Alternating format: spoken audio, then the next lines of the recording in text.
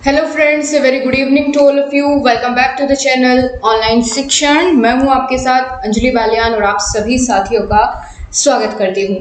दोस्तों, आज की इस क्लास में हम लोग हिंदी के बहुत सारे इंपॉर्टेंट क्वेश्चंस को कवर करेंगे, एमसीक्यूज को, और आप इसको एक टेस्ट की तरह लेकर के चलेंगे। और अगर नए क्वेश्चन आपके सामने आते हैं उनका आप या तो स्क्रीनशॉट ले लीजिएगा या उनको कहीं नोट डाउन कर लीजिएगा। तो ये आपकी तैयारी को बिल्कुल लास्ट में एक पॉलिशिंग करने का काम करेगी ये क्लास। तो बहुत तेजी के साथ चलेंगे गाइस, फटाफट से आपको कमेंट बॉक्स में आंसर करना है एंड देन लास्ट में आपको अपना टोटल स्कोर बताना होगा।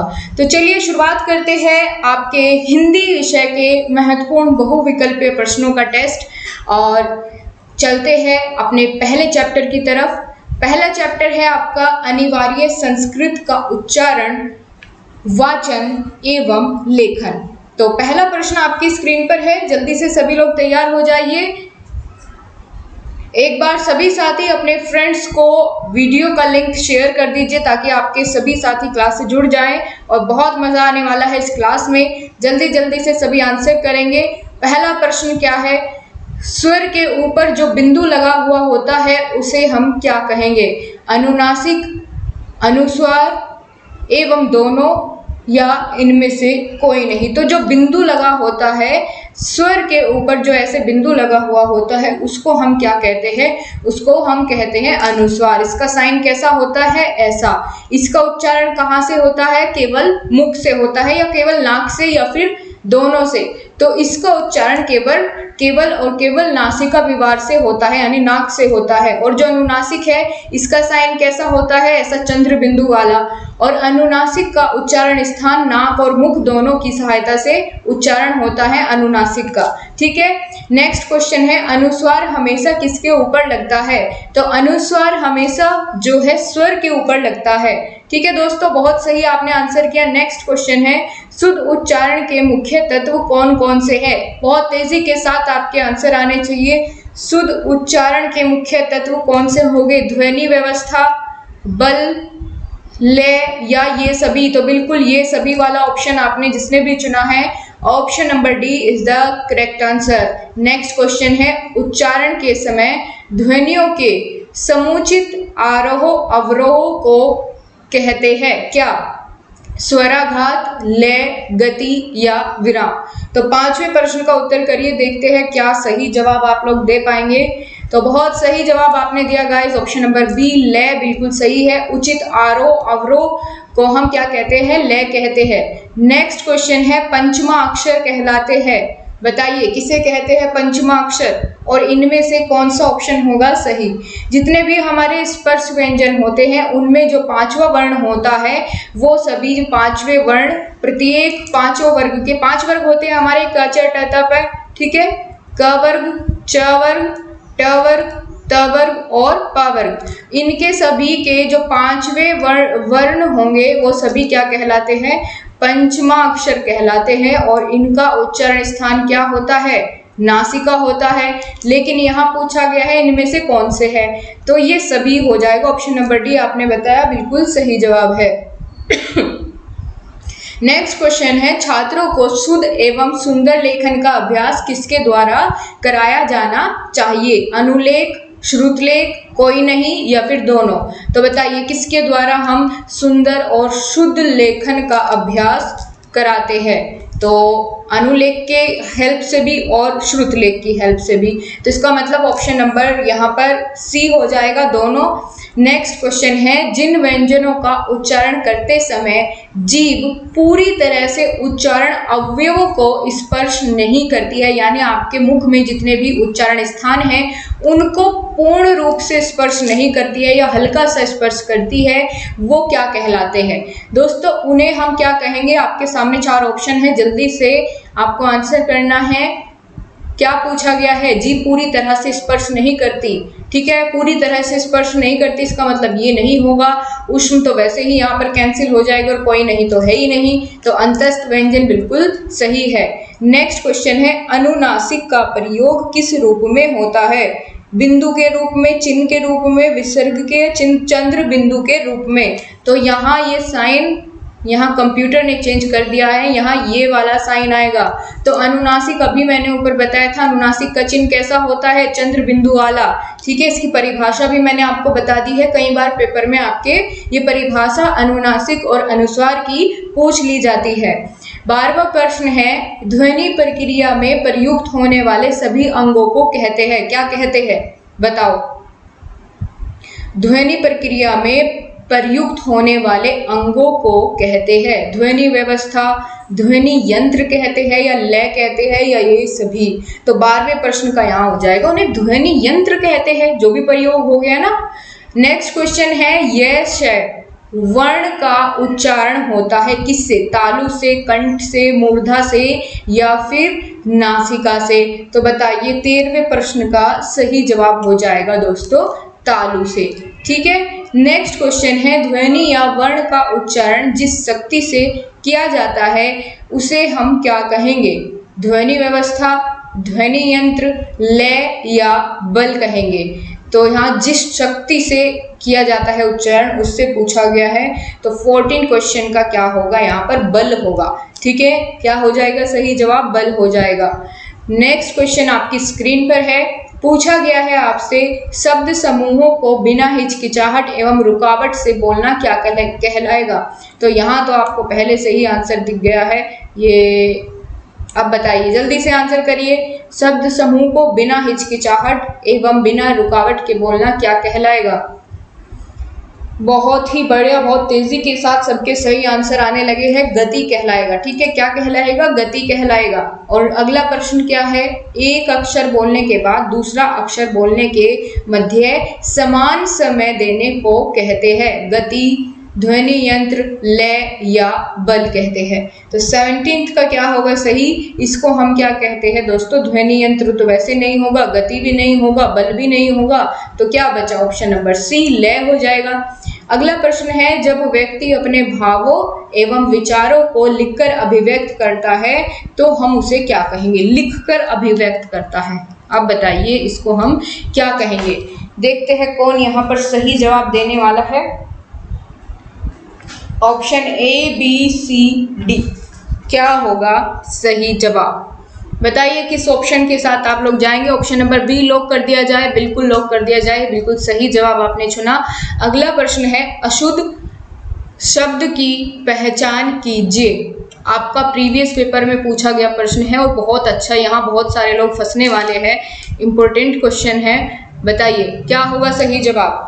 प्रभु, प्रणाम, प्रतिष्ठा, प्रकांड, क्या ये सभी देखने में सही लग रहे हैं, लेकिन गलती कहाँ है। अगर ऐसे होता कि सारे सही तो फिर यहाँ उपरोक्त सभी वाला ऑप्शन भी मिलना चाहिए था, लेकिन यहाँ जो आपका गलत लिखा हुआ है अशुद्ध है, तो वो प्रभु है, ऐसे लिखा जाएगा प्रभु। ठीक है, तो इसलिए यही हमारा यहाँ पर प्रश्न के अनुसार ऑप्शन नंबर ए बिल्कुल सही होगा। अगला प्रश्न है, शुद्ध वर्तनी वाले शब्द का चयन करें। इस बार देखना है शुद्ध कौन सा है, पहले अशुद्ध छाटा था, अब शुद्ध छाटना है। ये भी आपके प्रीवियस पेपर में पूछा गया है, वर्तनी से संबंधित प्रश्न भी आपके हिंदी के पेपर में आते हैं। तो बताइए आशीर्वाद कहाँ सही लिखा हुआ है, आशीर्वाद, तो बिल्कुल ऑप्शन नंबर डी आपने चुना, बहुत सही जवाब, बिल्कुल एकदम करेक्ट है। यहाँ से शुरुआत होती है आपकी अगले अध्याय की, चैप्टर नंबर 2, अन्य पाठ्य वस्तु एवं अनुच्छेद लेखन। तो अनुच्छेद लेखन की शैलियां हैं कौन कौन सी, भावात्मक शैली, समास शैली, व्यंग्य शैली, या फिर ये सभी। तो अनुच्छेद लेखन की ये सभी शैलियां होती है। ठीक है, तो ऑप्शन नंबर डी। मृच्छकटिकम रचना है, किसकी रचना है, भर्तृहरि की, शूद्रक की, या कालिदास की, या बाणभट्ट की। तो मृच्छकटिकम जो रचना है ये रचना है शूद्रक की, किसकी, शूद्रक की, बिल्कुल सही। अगला प्रश्न है, अच्छे अनुच्छेद की विशेषताएं होंगी।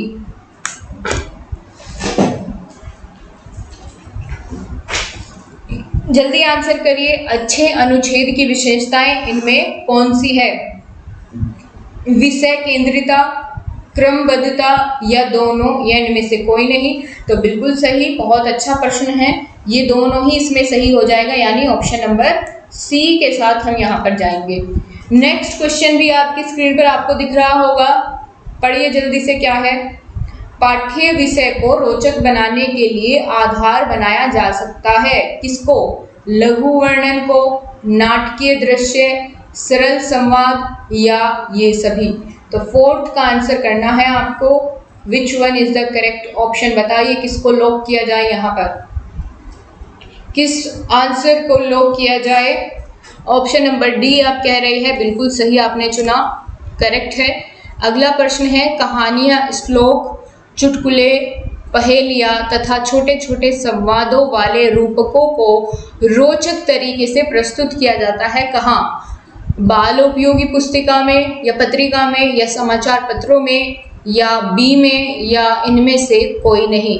तो यहाँ जो छोटे छोटे संवाद और पहेलियाँ, चुटकुले, श्लोक, कहानियाँ, ये सभी जो बालोपयोगी पत्रिकाएं होती हैं उनमें प्रस्तुत किया जाता है, क्योंकि बच्चों को यही चीज़ें सबसे ज़्यादा पसंद आती है, उनकी रुचि इन्हें ही पढ़ने में होती है।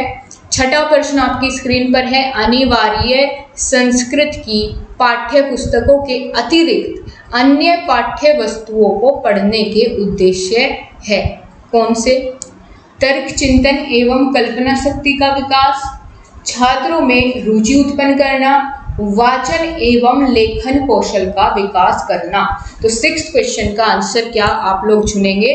जल्दी से कमेंट करिए, बहुत तेजी के साथ आपका आंसर आना चाहिए। देखते हैं कौन सही बताएगा।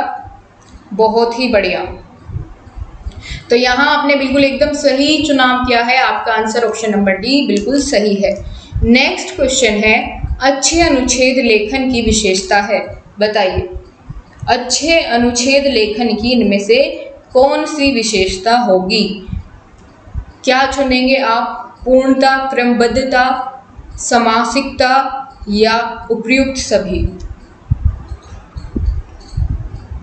क्या हो जाएगा इसका आंसर?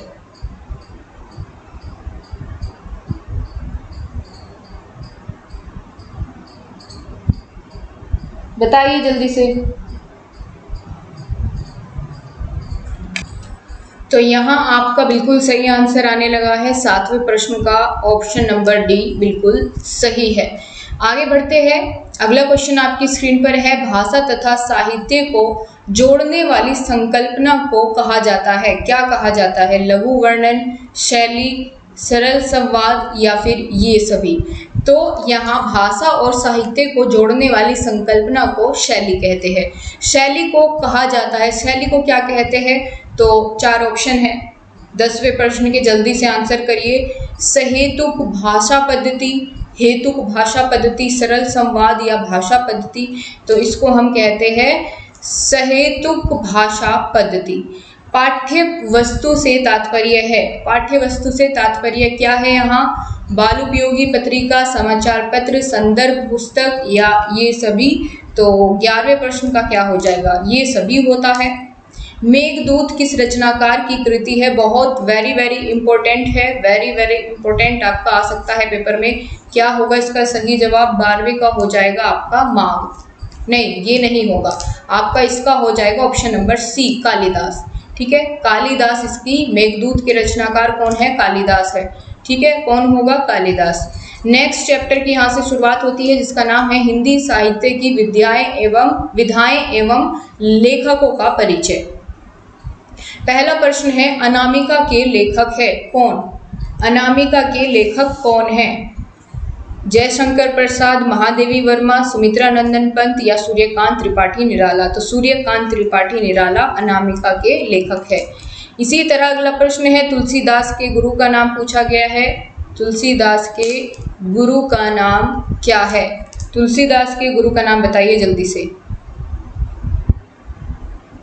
नरहरिदास, जिसने बताया बिल्कुल सही। इसके साथ नेक्स्ट क्वेश्चन है, श्रृंगार रस का स्थायी भाव क्या होता है? रति, हास्य, वात्सल्य या वीर? तो श्रृंगार रस का स्थायी भाव क्या होता है? ऑप्शन ए, रति। चौथा प्रश्न है, वीर रस का स्थायी भाव है, वीर रस का बताइए। हास्य होगा, रति होगा, वात्सल्य या उत्साह? तो फोर्थ क्वेश्चन का आंसर क्या होगा? उत्साह होता है। ठीक है, वीर रस का स्थायी भाव क्या होता है? उत्साह होता है। रति काल की प्रवृत्ति है, कैसी? श्रृंगार रस की प्रमुखता या गुरु महिमा या ईश्वर में सहज विश्वास या जाति पाति का विरोध। तो रति काल की प्रवृत्ति कैसी है? तो ये है श्रृंगार रस की प्रमुखता। ठीक है, ए ऑप्शन बिल्कुल सही है। भारतेंदु युग की अवधि है, बताइए किस ऑप्शन के साथ आप यहाँ जाएंगे? क्वेश्चन नंबर 6 का आंसर करिए जल्दी से सभी लोग। तो यहाँ इसका सही जवाब हो जाएगा 1857 से 1900 ईस्वी तक भारतेंदु युग माना जाता है। इसी के साथ निबंध के भेद होते हैं, विचार प्रधान निबंध या भाव प्रधान निबंध, या ए और बी दोनों, या इनमें से कोई नहीं। तो 7वें प्रश्न का उत्तर दीजिए, क्या हो जाएगा? विचार प्रधान निबंध भी होता है और भाव प्रधान भी, ये दोनों ही इसके भेद है। गबन किसकी रचना है? गबन बताइए, ये गबन किसकी रचना है? बहुत ही फेमस है और राइटर भी, और ये रचना भी बहुत ही ज़्यादा मुख्य है, याद रखिएगा आप इसको। 8वें प्रश्न का सही जवाब हो जाएगा मुंशी प्रेमचंद जी। ठीक है, अगला प्रश्न है मुंशी प्रेमचंद की और कौन कौन सी रचनाएं हैं जो आपको याद होनी चाहिए? बताइए बताइए मुंशी प्रेमचंद जी से संबंधित और महत्वपूर्ण रचनाएं कौन कौन सी है, उनके उपन्यास कौन से हैं, नाटक कौन से हैं, जो भी आपको याद हो इनसे संबंधित वो सभी बताइए। ठीक है, बिल्कुल, एक तो हो जाएगा यहाँ पर रंगभूमि। ठीक है, रंगभूमि किससे संबंधित है? यहाँ पर मुंशी प्रेमचंद जी से। और निर्मला भी इन्हीं का क्या है? उपन्यास है निर्मला। और क्या हो सकता है? गबन, गोदान। ठीक है, गबन तो आ ही गया, और गोदान और क्रम भूमि। ठीक है, ये भी इन्हीं का हो जाएगा। और क्या होगा बताइए? मंगलसूत्र, ये इनका अधूरा उपन्यास था।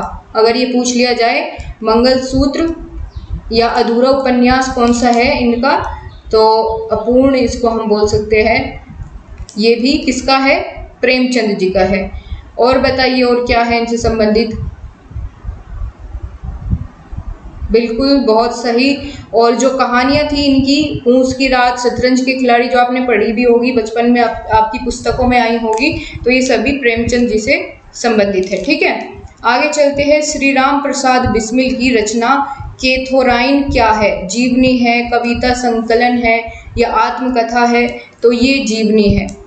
10वां प्रश्न है सुगम शब्द का विलोम है। अच्छा प्रश्न है, विलोम शब्द भी आपके पेपर में बहुत पूछे जाते हैं, हिंदी में भी, आरंभिक स्तर पर, भाषा में भी, दोनों जगह काम करेगा आपका। ये कुछ कॉमन टॉपिक्स है आपके। बताइए क्या होगा 10वें प्रश्न का? सुगम का विलोम बताना है आपको। क्या होगा? दुर्गम हो जाएगा, बहुत सही। जयशंकर प्रसाद की इनमें से कौन सी रचना है? जयशंकर प्रसाद की इनमें से कौन सी प्रमुख रचना है? ढूंढिए जल्दी से। 11वें प्रश्न का उत्तर क्या होगा? कामायनी। क्या कामायनी सही है? बिल्कुल। और कामायनी है क्या? ये एक महाकाव्य है। ठीक है, क्या है? महाकाव्य है। और इसी के साथ बताऊं कि इनकी और कौन कौन सी प्रमुख रचनाएं थी, तो अगर बात करूं कंकाल और कौन थी बताइए आप भी। बिल्कुल,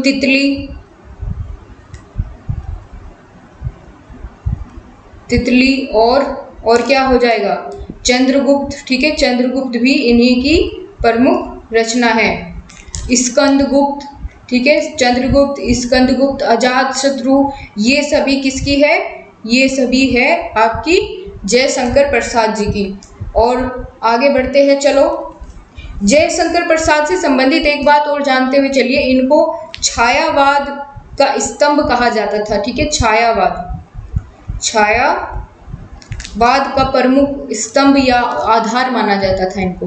अगला प्रश्न है दुर्बल कोने सताइए जाकी मोटी हाय। दुर्बल कोने सताइए जाकी मोटी हाय, उपर्युक्त पंक्ति के रचनाकार कौन है? बताइए किसने कही थी ये बात, या किसकी रचना की पंक्तियां हैं कि दुर्बल को सताना नहीं चाहिए, उसकी हाय लगती है।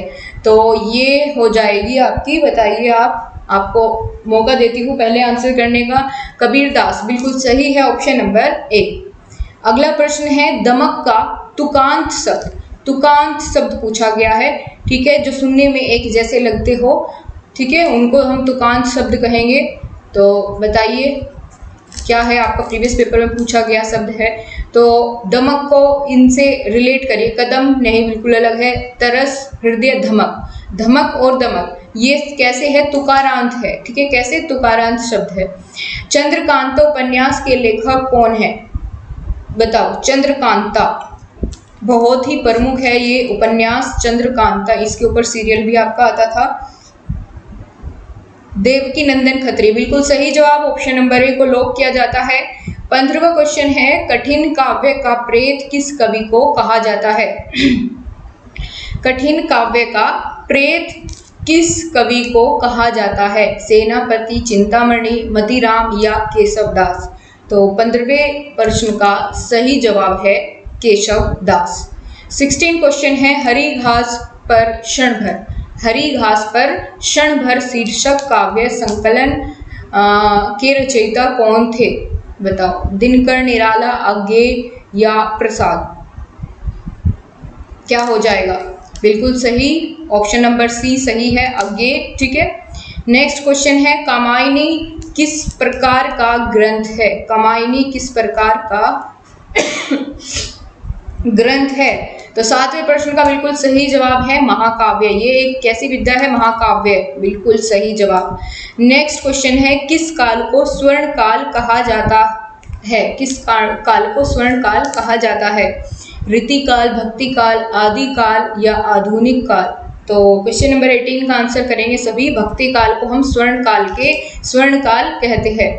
नेक्स्ट क्वेश्चन है, साकेत के रचनाकार है, बहुत ही इंपॉर्टेंट है साकेत, साकेत बिल्कुल पूछा जा सकता है आपके पेपर में। 19 का बताइए क्या होगा, साकेत के रचनाकार है मैथिली शरण गुप्त, कौन है, मैथिली शरण गुप्त। 20वां प्रश्न है, भगवती चरण वर्मा की रचना है, इनमें से भगवती चरण वर्मा की रचना कौन सी है, करम भूमि, चित्रलेखा, मृगनयनी, आकाशदीप।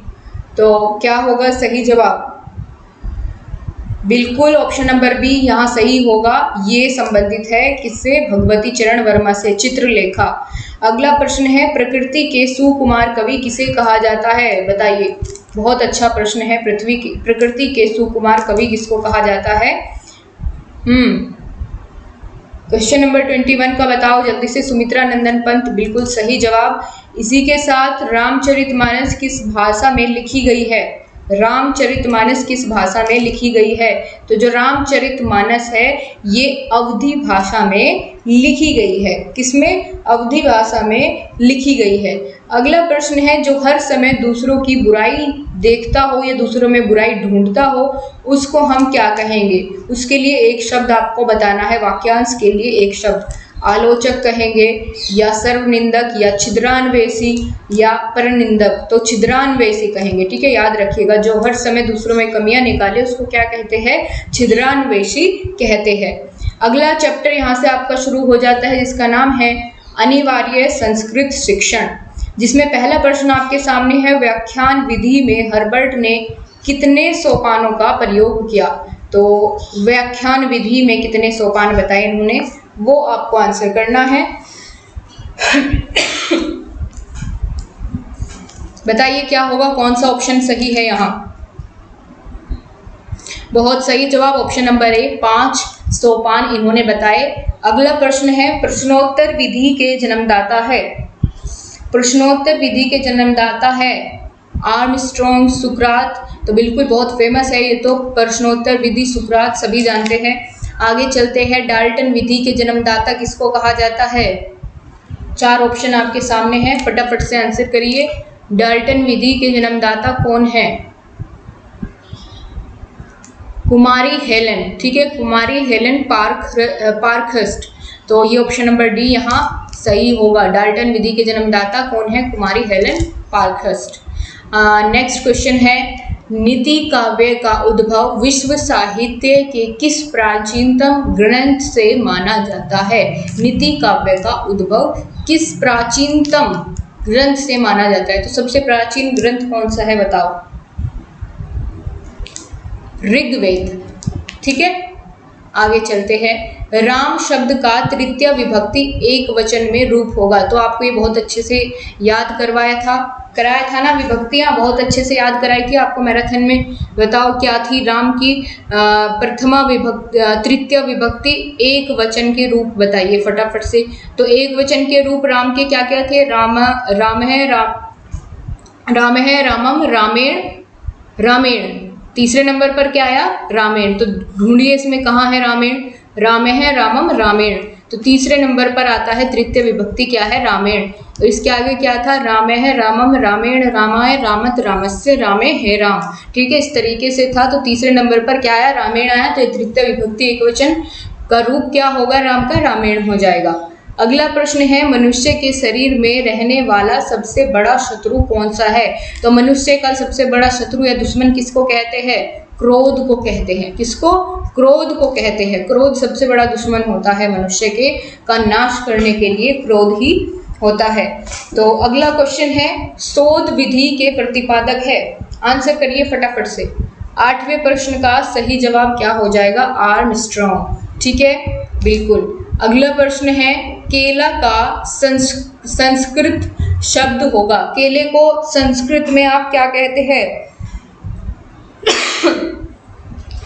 नारिकेल फलम या कदली फलम या आम्र फलम या जम्बू फलम? बताओ क्या हो जाएगा? कदली फलम। बहुत सही जवाब है आप सभी का। 10वां प्रश्न, बेर का संस्कृत शब्द क्या होगा? बेर को क्या कहते हैं? और अनार को भी बताइए। अनार का संस्कृत शब्द क्या होगा? ठीक है, तो बेर का क्या होगा बताइए। बिल्कुल देखने से ही पता चल रहा है, बद्री फलम। ठीक है, यही हो जाएगा। और अनार का क्या होगा? अनार का हो जाएगा दाढ़ी मम। क्या हो जाएगा? दाढ़ी मम हो जाएगा। और जामुन का जम्बू फलम, है ना। आम का आम्र फलम। चलो आगे चलते हैं। रविंद्र शब्द में संधि है, तो संधि बतानी है आपको, संधि छांटनी है कि रविंद्र शब्द जो है इसमें कौन सी संधि है। बताइए क्या होगा सही जवाब। 11वें प्रश्न का आपका प्रीवियस पेपर में पूछा गया है। तो क्या होगा यहाँ पर? रवि धन इंद्र। ठीक है, बिल्कुल। विच्छेद करने से पहले भी ई और बाद में भी, तो यहाँ पर क्या हो जाता है? ई मिलकर के बड़ी ई बन जाएगी, यानी दीर्घ संधि हो जाएगी। क्या हो जाएगी? दीर्घ संधि हो जाएगी। 11वें का ऑप्शन नंबर बी बिल्कुल सही है। उचित समय एवं उचित स्थान पर उचित कार्य करने की कला को क्या कहते हैं?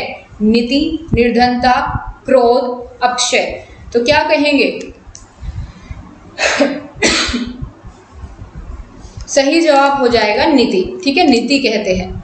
इसी के साथ नेक्स्ट क्वेश्चन है, रामाय शब्द में कौन सी विभक्ति का प्रयोग किया गया है? बताओ। अभी तो बताया था राम है, रामम, रामेण, रामाय। तो कौन से नंबर पर आया? चौथे नंबर पर, यानी चतुर्थी विभक्ति इसमें होगी। ठीक है, 15वें का क्या हो जाएगा? ऑप्शन नंबर ए हो जाएगा। लेखाधार का अर्थ है, लेखाधार का अर्थ है, हिंदी में क्या कहेंगे इसको? ये संस्कृत का शब्द दिया गया है। फटाफट से आंसर करो। 4 ऑप्शन है आपके सामने, कौन से ऑप्शन के साथ आप लोग जाएंगे? कमेंट करके बताएं सभी साथी जल्दी से। बहुत बढ़िया, ऑप्शन नंबर ए मेज को कहते हैं। ठीक है, लेखाधार इस पर रखकर आप लिखते हैं। करगलम का अर्थ है मेज, कागज, फुटबॉल या इनमें से कोई नहीं। बताओ। क्वेश्चन नंबर 17 का आंसर करिए, क्या हो जाएगा? मेज, कागज, फुटबॉल या कोई नहीं। तो बिल्कुल सही आपने जवाब दिया, यहाँ हो जाएगा कागज। ठीक है, और इसी तरह से अगला प्रश्न है, पादकंदुकम। पादकंदुकम का अर्थ होता है चाकू, कांटा, फुटबॉल या इनमें से नहीं। ठीक है, तो ये क्या हो जाएगा? फुटबॉल। बिल्कुल सही जवाब आपका आ रहा है, ऑप्शन नंबर सी बिल्कुल सही जवाब।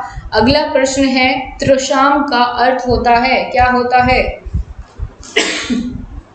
चाकू, कांटा, फुटबॉल या घास। क्वेश्चन नंबर 20 का आंसर करिए, क्या हो जाएगा? घास हो जाएगा, बिल्कुल सही।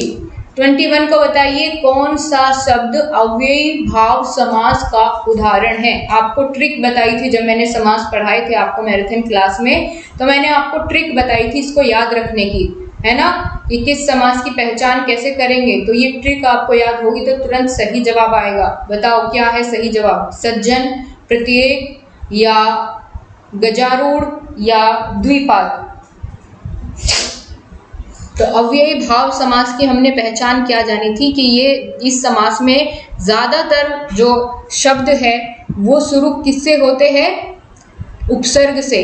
तो प्रति जमा एक, प्रत्येक बिल्कुल सही हो जाएगा, यही इसका सही जवाब है। ठीक है, 21 का क्या होगा? ऑप्शन नंबर बी हो जाएगा। यहाँ पर नेक्स्ट क्वेश्चन आपके सामने है, सूर्योदय में कौन सी संधि है? सूर्योदय में कौन सी संधि है? विच्छेद भी करके आपको दिखाना है। गुण संधि, दीर्घ संधि, अनुस्वार, या वृद्धि संधि? क्या हो जाएगा इसका? चलिए सबसे पहले तो हम इसका विच्छेद करते हैं। क्या होगा इसका विच्छेद? सूर्य धन उदय, सूर्य धन उदय। ठीक है, अब बताइए, अब इसका इनमें से आप किसको चुनेंगे? अनुस्वार तो कोई संधि नहीं होती है। क्या वृद्धि है? बिल्कुल नहीं, वृद्धि तो इसमें नहीं हो जाएगी। और ना ही दीर्घ संधि है। बची कौन सी? गुण, तो यहाँ गुण संधि हो जाएगी आपकी। ठीक है, समझ में आया आपको बहुत अच्छे तरीके से कैसे हुआ? वेल डन, बहुत ही बढ़िया। चलो दोस्तों, इसी के साथ आपके कुछ इंपॉर्टेंट क्वेश्चंस थे वो मैंने आप तक डिलीवर कर दिए हैं। इसी के साथ अगर आपको क्लास पसंद आई है तो लाइक, शेयर, सब्सक्राइब करना बिल्कुल ना भूले। And thank you so much guys, bye bye, take care, all the best guys. बहुत अच्छे से अपनी मेहनत के साथ अपना एग्जाम दीजिएगा। और सबसे बड़ी बात है, आपको कॉन्फिडेंस होना चाहिए जितना आपने पढ़ा है उस पर।